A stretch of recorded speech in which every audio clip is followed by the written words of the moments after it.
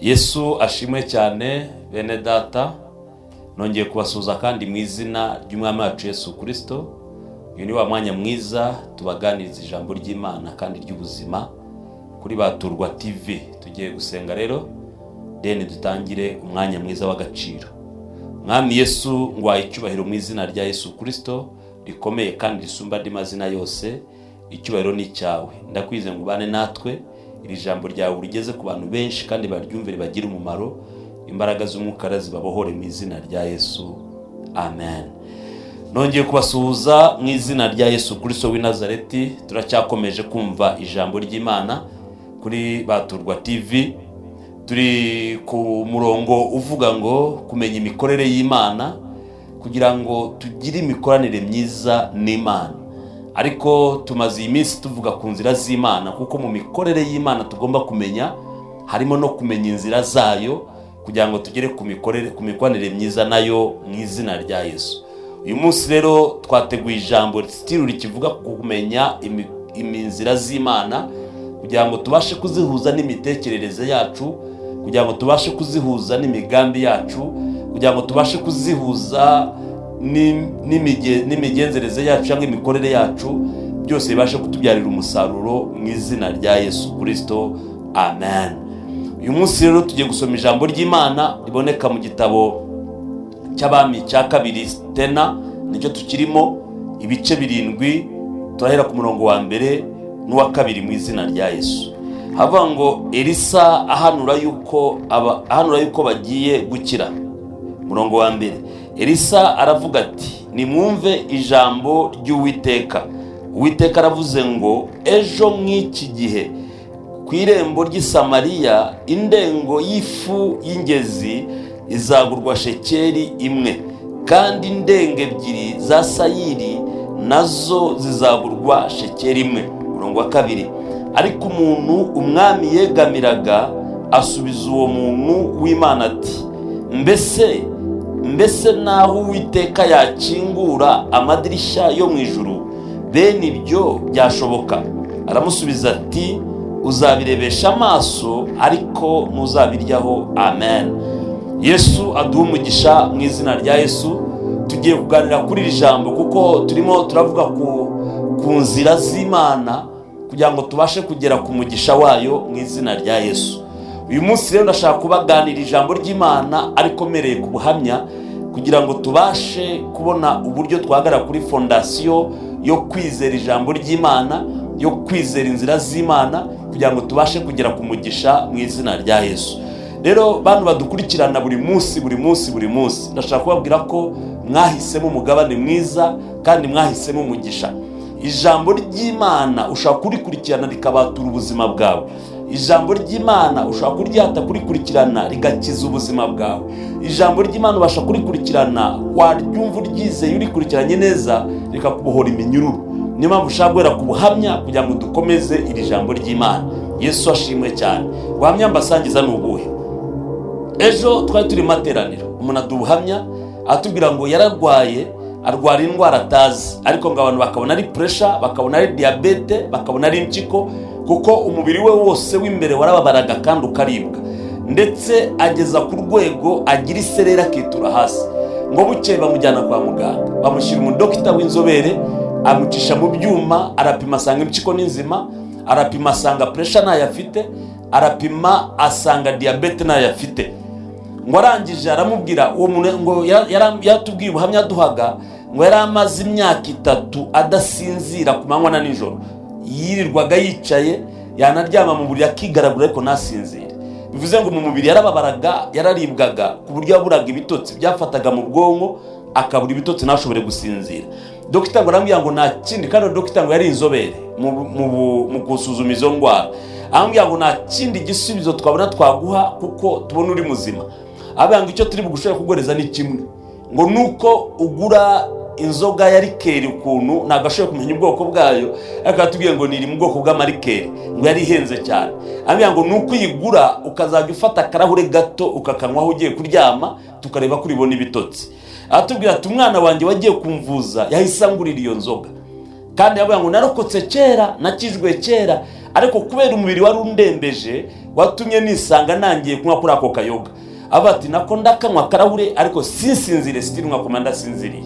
Ati ahubwo ngira ikibazo cyo gusigara numva nshaka kunywa kuri ka kayoga kuko inzoka yarakamenyereye ariko nikakemura ikibazo afite. Ati ngo igihe kimwe rero aza kuza ku rusengero adusanga mu ijambo ry'Imana. Ndashaka mwumve impamvu mbahaye ubuhamya. Ntabwo twigeze tumusengera, nta nubwo nigeze murambikaho ibiganza, ahubwo yaduhaye imyatwa ngo yaraje asanga ndimo nigisha ijambo rivuga ku magufwa ya Ezekiel. Amagufwa ya Ezekiel abahanuye mu kibaya mu gitabo cya Ezekiel ibice 37 guhera ku murongo wa 4. Avuga ngo akurikirana iryo jambo ry'Imana. Avuga ngo nari nsanzwe nyumva mu by'ukuri, atari ko wararibwirije ndarikurikirana numva ari ijambo ridasanzwe. Uravuga ngo Ezekiel ijambo ry'Imana ryamujyanye mu kibaya kirimo amagufwa yumye kandi atatanye. Aya magufwa abona ibintu bine. Icyambere, amagufwa ameraho inyama. Ezekiel avuga ijambo gusa. Icyakabiri avuga ijambo azaho imitsi. Icyagatatu avuga ijambo yoroswa uruhu. Icyakane avuga ijambo ajya mu mwuka abaho. Aranje atubwira tumaze kuvuga iryo jambo ushoje ndatekereza bana ariko aya ko yari amagufwa yumye nge nkaba mfite uruhu, mfite imitsi, mfite inyama, mfite umwuka, kuki nananizwa n'uyu mubiri? Atubwira ati ndizera ijambo ry'Imana. Atubwira ati kuva kuri uwo munsi kugeza iyi saha ndasinzira. Ubwo yaraje gutanga ubuhamya. Ndashaka kuvuga iki? Ushaka gukurikiranira ijambo kuri Baturwa TV wari udasinzira ugasinzira. Ushaka gukurikiranira ijambo ry'Imana wakwizera imbaraga z'ijambo zikakubohora. Ushaka gukurikiranira ijambo wakwizera ukakira igitangaza mu buzima bwawe. Ndakwinginze rero tega amatwi wizere ijambo ry'Imana. Hari imbaraga z'Imana zibasha guhindura ibintu byari byanze guhinduka mu izina rya Yesu Kristo w'i Nazareti. Amen. Yesu ashimwe cyane. Nyamvu nahabwa ubuhamya ko tujye komeza ijambo ry'Imana.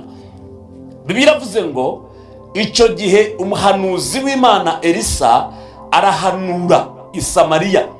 Aravuga ngo ejo n'iki gihe indengo y'ifu izagurwa shekeri imwe ndetse n'indengo y'ingezi nayo izagurwa shekeri imwe.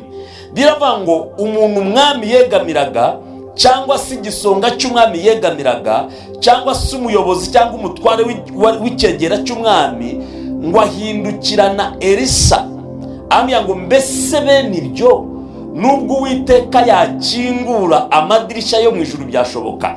Yesu ashimwe cyane. Ibintu byo tujye kuganiraho, tujye kuganira ku nzira z'Imana. Inzira z'Imana zirenze ibitekerezo byacu. Inzira z'Imana ziri hejuru y'ubumenyi bwacu dufite. Inzira z'Imana ziri hejuru y'imyumvire yacu dufite. Inzira z'Imana ziri hejuru y'ubwenge bwacu. Ariko simvuze ngo kugira ubwenge ni bibi, simvuze ngo gutekereza ni bibi, simvuze ngo kugira ubumenyi ni bibi, ahubwo mvuze ngo iyo twizera Imana, twizera inzira z'Imana, tugomba gutekereza, tugomba kugira ubumenyi, tugomba kugira ubwenge, ariko bigakorera munsi y'ubushobozi bw'Imana. Kuko n'igihe twebwe tunaniwe dusigaye twibuka ko Imana iri hejuru y'ibyo dutekereza n'ibyo dukora. Rero iyo dutekereje, iyo tugize ubwenge n'ubumenyi, tukibagirwa inzira z'Imana, tugashaka gukorera mu byacu gusa uko tungana mu bwonko bwacu, turimita inzira z'Imana. Umuntu aba ari limite kuko wowe ibyo utekereza hari igihe biba ari na byiza ariko byagira imbere bigahura n'inkuta. Wowe ibyo wibwira hari igihe biba ari byiza ariko byagira imbere bigahura n'igisika. Ariko inzira z'Imana zishyira n'inzira ahantu hatari inzira. Yesu ashimwe cyane. Niyo mpamvu Joshua n'Abisiraheli bari bamaze gutandukana na Yorodani, bamaze kwambuka, ariko kugira ngo binjire mu gihugu cy'amasezerano bahuye n'inkike z'Iyeriko. Yoshua ntabwo yari afite igisubizo kuri izi nkike kuko ntacyo ari kuzikoraho, ariko inzira z'Imana ziratangaje. Marayika umwami Imana yaje ambwira ngo nje kuba umugaba w'ingabo z'Uwiteka, ngo kandi izi nkike nta kindi kiri buzikubite hasi, munazizenguruka 7 gusa zo zigwe. Byo kubibwira umuntu utekereza nk'uyu mugabo ntabwo byoroshye. Reka dusubire ku ijambo twari turiho rero. Yesu ashimwe cyane. Uyu mugabo yagize ikibazo kimwe, nanjye njya ngira nawe ujya ugira. Uyu mugabo umwami yegamiraga yari inzobere mu bintu by'ubukungu, yari inzobere mu bintu, donc yarazi ubukungu, yarazi na politiki. Rero we mu bwenge bwe n'ibitekerezo bye yarazi inzira ibintu bicamo kugira ngo bikemuke. rero kuza ukamusanga mu gihugu amazemo igihe, azi ubukungu ukuntu buzahurwa, azi ukuntu ibintu bikorwa, azi ukuntu inzara ishira, azi ukuntu diporomasi ikorwa mu buryo bwa gipolitiki, kuza ukamubwira ngo mu masaha 24 Imana irabitanze igisubizo cy'iki kibazo, ntabwo byari kumvikana. Yesu ashimwe cyane. Nicyo cyamugoye kucyumva no kucyakira. Elisa ntabwo yaje ababwire ngo dore umurongo. Nuvuga ngo umuntu w'iby'ubukungu cyangwa se bya politiki asaba kutanga imirongo. Ntabwo aje avuga ngo dore umurongo tuzacamo kugira ngo turangize iyi nzara muri iki gihugu. Dore inzira tuzacamo kugira ngo dukemure ikibazo cya politiki bari bafite cy'Abasiriya. Ntabwo Elisa yigeze atanga uwo murongo. We yarababwiye gusa ngo Imana iravuze ngo ejo mw'iki gihe. Haleluya. Ndashaka kuvugana n'umuntu uri mu nyumva. Imana yavuze ngo ejo mw'iki gihe ku irembo ry'i Samariya. Yesu ashimwe cyane. Ifu izaba yabonetse ndetse iboneke ku giciro giciriritse. Iki gihe ibiciro byari byarikubye inshuro nyinshi. Iki gihe ibiciro byari byarazamutse mu buryo bukomeye. Cyari igihe kiruhije. Rero kubibwira umuntu wize iby'ubukungu, kubibwira umuntu wize ibintu bya politiki, byari bigoye cyane kugira ngo abihuze n'ubumenyi afite. Ariko icyo dusabwa ni kimwe, abizera. Ni byiza ko dufata ubumenyi bwacu, ni byiza ko dufata ubwenge bwacu, ni byiza ko dufata ibitekerezo byacu tukabihuza n'imbaraga z'Imana n'imikorere yayo. Yesu ashimwe cyane. Aha rero nicyo cyamugoye umugabo. Uyu mugabo yagowe n'ibintu nka bine. Reka mbibabwire bine byatumye atekereza ko ibintu Elisa hanura ari ibinyoma. Uyu mugabo yahuje n'igihe igihugu cyari kirimo. Bibiliya iravuga ngo igihugu cyari kigeze ku rwego abantu bagura igihanga cy'indogobe, ngo nacyo kikagurwa ibice by'izahabu 80. Bivuze ngo igihanga cy'indogobe cyagurwaga ifeza zipima amagarama 80. Icyo cyari igiciro kiri hejuru. Ntabwo ari iroti z'inyama z'indogobe, nta nubwo ari imvange y'inyama z'indogobe. Igihanga cy'indogobe giseye, ifu yacyo yagurwaga ifeza, ibice by'ifeza 80. Bivuze ngo yari igeze ku giciro kidasanzwe. Icya kabiri, agakoroboyi 1/4 cy'agakoroboyi cy'amahurunguru y'inuma cyaguraga izahabu, amagarama 5 y'izahabu. Ibyo byari ibintu bidasanzwe mu gihugu mu by'ukuri. Uretse no kuzana ifu, nta nubwo yari igihari. Icya gatatu, byari bigeze ku rwego ngo abagore barya abana babo b'abahungu. Bibiliya iravuga ngo igihe umwana yagendagendaga mu gihugu areba situwasiyo ukuntu imeze, ngo umugore yaramuhamagaye, murambwira ngo ndashaka undengere Nyagasani. Umwami aravuga ngo ndakurengeza iki Uwiteka natakurengera? Hari ikintu ufite kumvuga ndi bukurengeza iwanjye muri stock? Amwe ati Uwiteka natakurengera ntacyo mfite cyo kukurengera. Umugore akomeza kumutitiriza, amwe ati ndengera. Umwami aravuga ngo ashaka nkurengera iki? Amwe ngo umugore w'inshuti yanjye ejo bundi yaraje arambwira ngo nzane umwana wanjye umuhungu, tumubage tumuteke tumurye, ngo nitumara kumurya tuzafatwe nawe tumurye. Ati nzana umwana wanjye turamubaga turamurya, none tumumaze nagiye iwe kugira ngo azanwe tumurye, aramunyima, aramuhisha kugira ngo amurye wenyine. Ntabwo uyu mugore yahisha umwana we kugira ngo amukize, kuko umugore batinyutse kurya umwana w'inshuti ye ntabwo yareka kurya uwe, ahubwo yaramumuhishe kugira ngo amurye wenyine. Aba turiya twamuriye iminsi 3, ahari uwanjye nimurya agenyine aramara iminsi 6. Bivuze ngo byari ibihu udashobora kubyukwanura ngo ejo bizakemuka. Ndashaka wumva urwo rwego. Iyo umuntu ageze ku rwego rwo kurya umwana we, mu by'ukuri ibihe biba bikomeye. Ibyo nta nubwo ndabibona n'amaso yanjye ngewe, ariko ibihe biba bikomeye. Iyo umugore ageze ku rwego afata umwana w'umuhungu akamuteka akamurya, ni ikintu kitoroshye. Icya kane, ngo byageze ubwo umwami yambara ibigunira, ngo ashwanyaguza imyenda yambara ibigunira, ngo abantu bajya bacisha amaso mu myenda y'umwami ngo bakabona yambaye ibigunira imbere. Ibyo ni ibintu byari bikomeye. Rero uyu mugabo yagereranyaga agaciro k'iyo nzara, yageranya imbaraga z'iyo nzara, akabona ibintu Elisa ahanura bidashoboka. Ariko nashaka kubwira ngo ibihe byose waba urimo, inzira zose waba urimo unyuramo, hejuru yabyo hari Imana. Haleluya. Hejuru yabyo doko ubutumwa turavuga Samariya ariko sibo tubwira. Nimo ndavugana n'umudamu unyumva, ndavugana n'umugabo unyumva, ndavugana n'umusore unyumva, ndavugana n'umukobwa unyumva. Hari igihe ushobora kuba urimo unyura mu bintu bitari inzara yo kurara ubusa, ariko inzara ufite iruta kurara ubusa. Ariko ndashaka kuvugana nawe hejuru y'ibitekerezo byawe wakoresheje, hejuru y'imbaraga zawe washizemo, hejuru y'ubumenyi bwawe washizemo, hejuru y'ubushobozi bwawe wakoresheje bikanga, hari inzira y'Imana ishobora byose. Haleluya. Imana iravuze ngo ejo mw'iki gihe ku irembo ry'i Samariya indengo y'ingezi izagurwa shekeli imwe mu izina rya Yesu. Haleluya, haleluya. Ejo mw'iki gihe ku irembo ry'i Samariya, ndimo ndavuga n'umuntu unyumva, ejo mw'iki gihe niwizera ijambo ry'Imana mu buzima bwawe bizaba byahindutse. Ejo mw'iki gihe niwizera ijambo ry'Imana mu rugo rwawe bizaba byahindutse. Ejo mw'iki gihe nimba waribwaga n'umubiri, nimba warirwaga n'iyo ndwara, nimba waribwaga n'icyo kibazo, ariko ndagutangariza ngo hari Imana ihagararanye na Elisa, uyu munsi ihagararanye nanjye. Irimo iravugana nawe kuntumaho ngo mubwire ngo wa muntu umurikiye we, wa muntu unyumva we, Imana iracyafite imbaraga zo kugutabara mu izina rya Yesu. Icyo kibazo urimo Imana yakigukuramo, icyo kibazo urimo Imana yagikemura. Imana ifite inzira zirutiza abandi bantu. Uyu muntu aravuga ngo w'umuhanga mu by'ubukungu, w'umwami yegamira ukomeye, abwira Elisa ngo wamuhanuzi we uri umutekamutwe. Bene ibyo bw'Uwiteka yakingura amadirishya yo mu ijuru byashoboka. Yesu ashimwe cyane.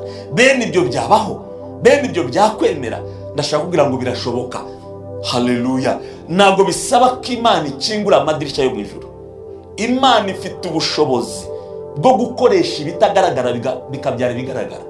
Imana ifite ubushobozi bwo gukoresha ibinyantege nke bigakiza ibinyembaraga. Imana ifite ubushobozi bwo gukora ibitangaza mu izina rya Yesu. Reka dusome umurongo wa 3 wumve ko Imana ikora. Umurongo wa 3 uvuga ngo kandi ubwo hariho abagabo 4 b'ababembe bari ku irembo baravugana bati, ikitwicaza aha kugeza aho tuzapfira n'iki? Ariko twavuga tuti twinjire mu murwa, kandi inzara iwurimo twawugwamo, kandi nitukomeza kwicara naho gusa nabwo turapfa.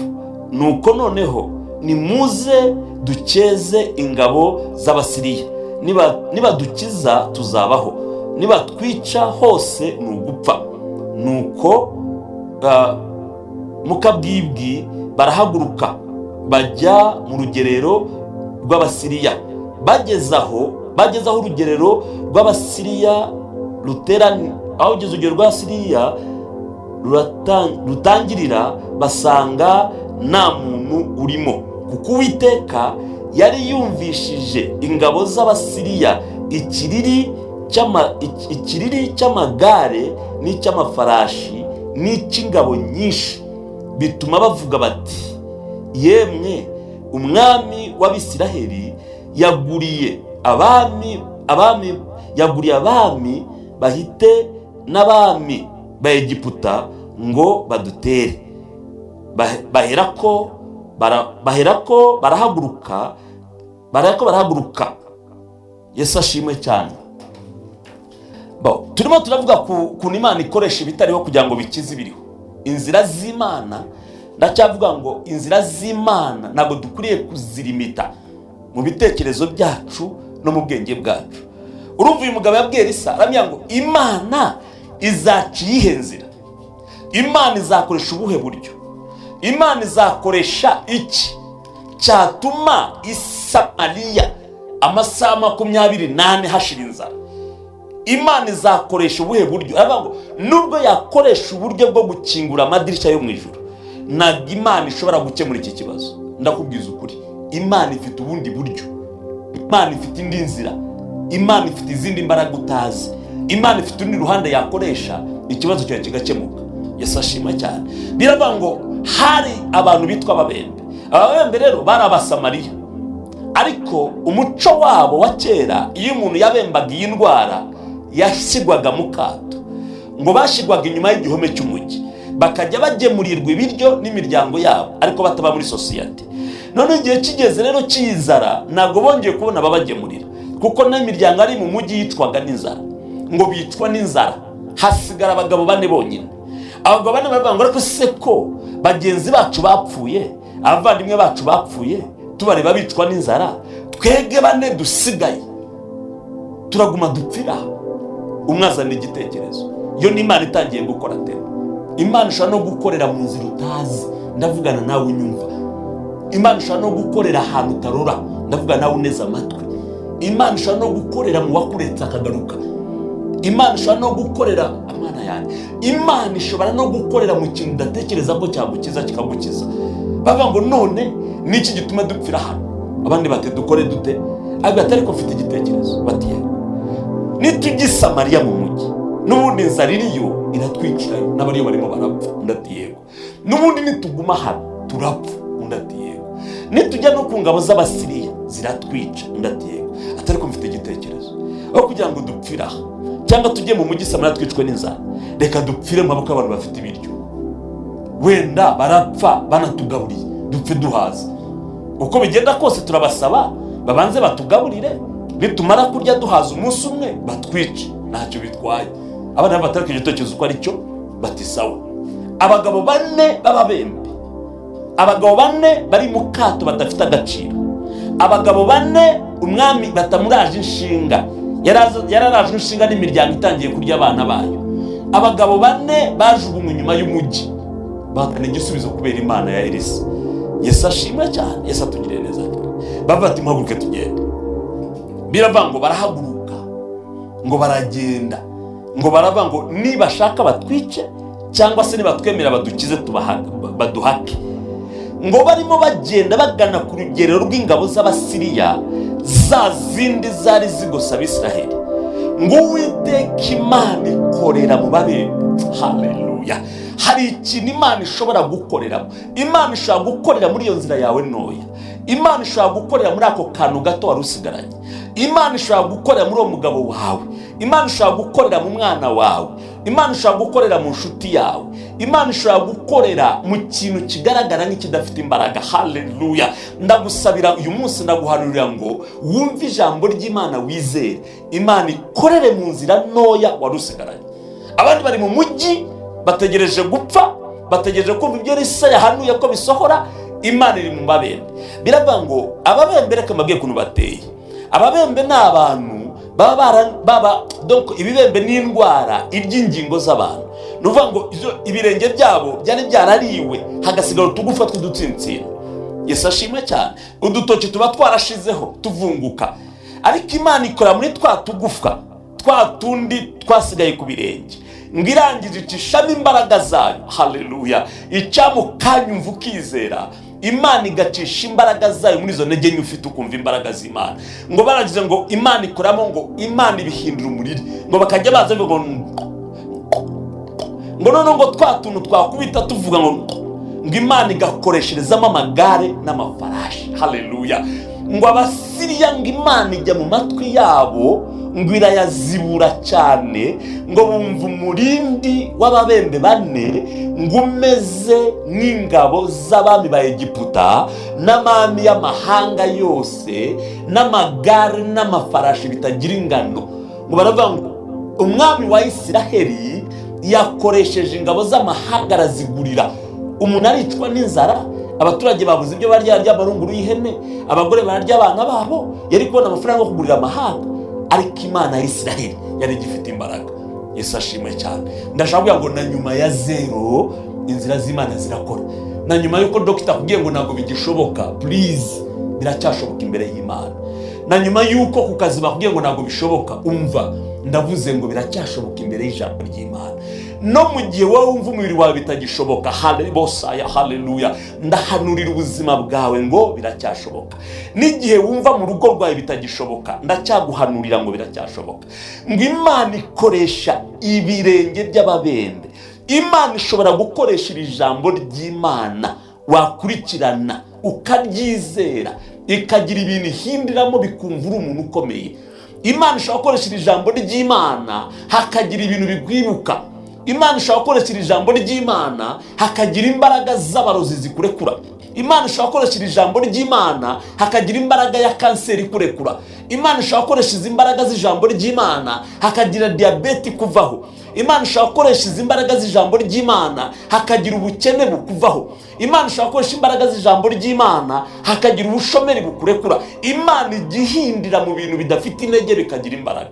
Yesu ashimwe cyane. Ngo Imana ikoresha guhinda kwayo mu birenge by'ababembe batagira amano, batagira inzara, batagira ibitsinsino, ngo Imana ikorera muri ubwo busa ngo batangira kumva umuriri w'ingabo n'amagare n'amafarashi. Birivuga ite rero? Ngo Abasiriya, ingabo z'Abasiriya n'abakomando b'Abasiriya ngo basiga ibyo kurya mu mahema, basiga amagare n'amafarashi mu mahema, nta kintu na kimwe batwaye, ngo bahunga ababembe bane. Ndakwingiza nshuti y'Imana uri mu nyumva, uyu munsi hagira ibintu bihunga ku buzima bwawe. Uyu munsi hagira ibintu Uwiteka atera ubwoba ku buzima bwawe. Uyu munsi hagira ibintu bohorwamo mu izina rya Yesu. Ngo barahunga, ngo ababembe bahageze bareba urugerero, ngo basanga nta ngabo n'imwe irimo. Ngo bakurikira ikirari babona ingabo zahunze. Ababembe ngo bajya mu mahema, bararya, baranywa, barahaga, baraterura, barabihisha, ibintu byanga gushiramo. Bavuga ngo niki gituma turya tugahaga tukaguma kumera neza, abavandimwe bacu mu murwi Samariya bapfa, bateka tujye kubabwira inkuru. Ngo bagiye kubabwira inkuru, umva ibitekerezo by'umuntu ukuntu bihora bimera. Ngo batuma ku mwami bamubwira ko ababembe bazanye igisubizo cy'uko Abasiriya bahunze. Umwami nawe ahamagaza abasirikare bazi urugamba, kwiga urugamba. Barabaza ngo nimuhige murebe mutubwire bigenda biti abantu bikuye mu rugerero gusa nta muntu bahunze. Abahanga mu bya gisirikare bagarura bwa bwenge, bavuga ngo buriya ngo bateza mbushi, basohotse mu mahema batega mbushi kuko bazi ko inzara irimo itwica, kugira ngo dusohoke tuze badufate gitumo turi mu biryo byabo mu mahema. Ariko twakurikiye twabonye ikirari cyabo, bahunze ntabwo bahari. Umwami avuga ngo reka duteranye bamaneko bane b'urugamba bajye kuneka kuri iyo site barebe ko nta Musiriya uri hafi aho ngaho ushaka kudufata.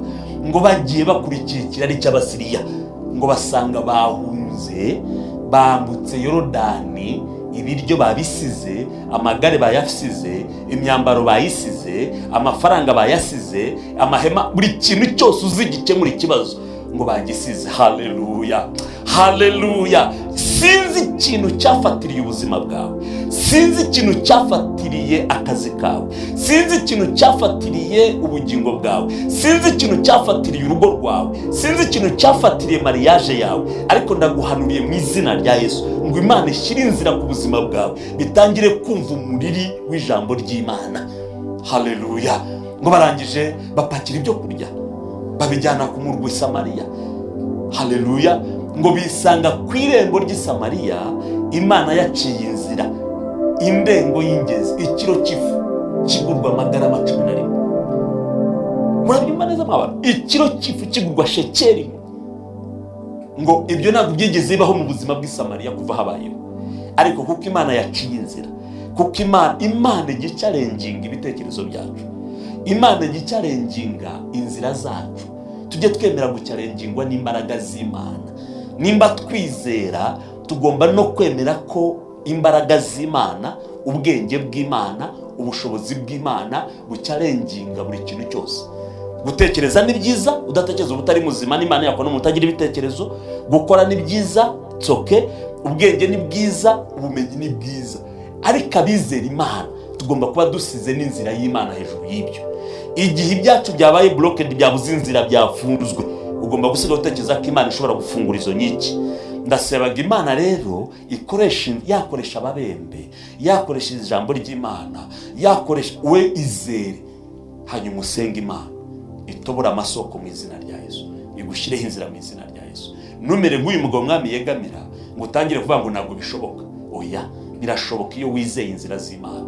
Nutangire gutekereza ko bitakwemera, biremera. Byashoje rero uyu mugabo nk'umuntu umwami yegamiraga mu buhanga mu bintu bya ekonomi, ari umwami atoranyije kujya kurinda, tekereza imyaka 3 adafite ibiryo kugira ngo ibiryo bize. Umwami yashaka umuntu ubizobereye kandi umuhanga, yatoranyije umugabo Elisa yahanuriye rero. Umwami avuga ngo ni wowe nizeye mu bintu by'ubukungu, ni wowe nizeye mu bintu byo kumanaginga, genda umanaginga ibiryo byo kwirembo ry'i Samariya. biravuga ngo ahageze ku biryo, hejuru y'ibiryo, ngo abantu bamukandagira hejuru y'ibyo byo kurya, ngo kuko yari yahinyuze ijambo ry'Imana, ngo abantu ngo arabireba, bigwa hejuru abireba ariko atabiriye. Nshuti y'Imana, nimba ushaka kurya ibiryo by'Imana, nimba ushaka kurya umugisha w'Imana, nimba ushaka guca mu irembo ry'umugisha, urasabwa ko wemera ukumvira, winangira umutima wawe, wigeranya inzira z'Imana n'izawe. Sigara utekereza ko Imana igifite ubushobozi. Uyu munsi ndakubwira ngo Imana igucira inzira itagaragara nk'iyo yaciriye Samariya ikoresheje ababembe. Imana igucira inzira itagaragara ku buzima bwawe mu izina rya Yesu, amen. Haleluya.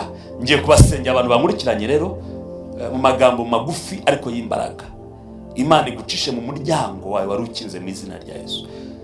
Mana yera kandi ikomeye ifite ubushobozi, murengezi wa Yesu Kristo, sengeye umudamu, sengeye umugabo, sengeye umusore n'umukobwa banyumva, ndetse kugeza ku mwana muto, inzira zabo zaba zari zifunze databuje bameze mu murwa w'i Samariya. Ndasabye ngo ijambo ryawe rigira ubushobozi, rigira umuriri, rigira imbaraga, rikingura imiryango, rikingura ubuzima, warigaga n'umubiri abe muzima. Halebosha ya baba, mu izina rya Yesu Kristo, ubara urushya remerewe, ndasabye ngo ukingure uwo muryango, ibitangaza n'ibimenyetso bikoreke ku buzima bwacu uyu munsi n'iteka ryose. Tubone ibitangaza.